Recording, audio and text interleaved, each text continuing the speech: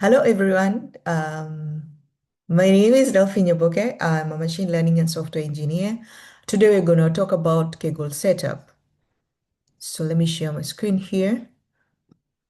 You, of course, choose your favorite browser, then type in Kaggle login. For instance, you come across this, you're gonna do the login or register.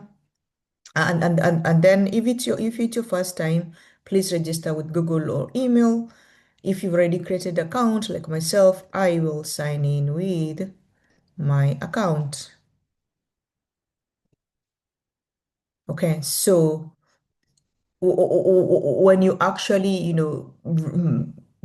you register, you come here, for instance, and you'll have to like get your phone verification, depending on your country. When if you're in Kigali, Doha, Pittsburgh, or Silicon Valley, make sure you have phone verification. Then after that, when you're using like the JSON, you'll create the JSON token here for later. And you remember this username. You can add your like notifications later and all that. And then, of course, again in your profile, there's the Kaggle quota that you'll be given about 30 hours every week. So when you come here, we are assuming that you will join competition. So there will be a joining link to the competition. Then the most part when you actually join a competition, for instance, you will for instance, add it to Kaggle, and then in this case, I've joined. Then you'll go to the code on that competition, for instance. Then you will say new notebook. Then you name it something, you name it something like that. And then because you can see immediately here that the competition that you've joined is displayed here, and the output is also here, depending. You can always upload or add input as you go. But the most important part is on your session options, right? When you come here, of course, this is empty, but it will be populated. Uh, when you're running interactively, for example, if I run here,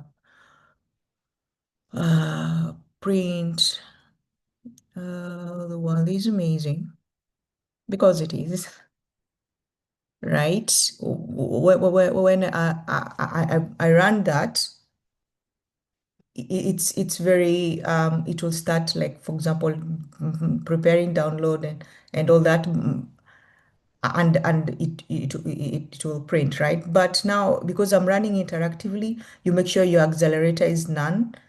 um, uh, and you make sure your persistent is just says maybe to variable only, because you do not want to save the files. Your accelerator can be none, but for deep learning homeworks, we prefer maybe you use 100, right? When you actually turn it on, you can run interactively. Interactively, it means that when you're running the various cells, you're seeing the output, and you have to have something there after some time.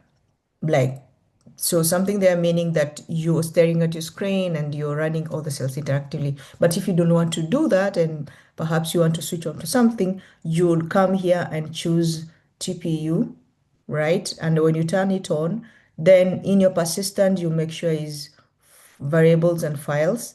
That's very important. Again, accelerated TPU, variables and file. And then you scroll up, you save version. On the save version, you can say version 1 or whatever you want to save it as, and the version type is run all, like that. And you go to advanced settings. Again, you see what I've done.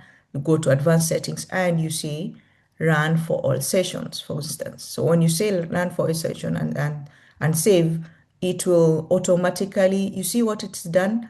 this has been cancelled and this is named something is now running. And when I open it, it will be running on the background. And because of my Kaggle login, Google will notify me when my notebook is done learning via email. So I can close my laptop or I can do something without staring at the laptop. Then it will capture again because I already said, you remember here where I selected variables and file, it will capture all the outputs that I want, but it's not running interactively.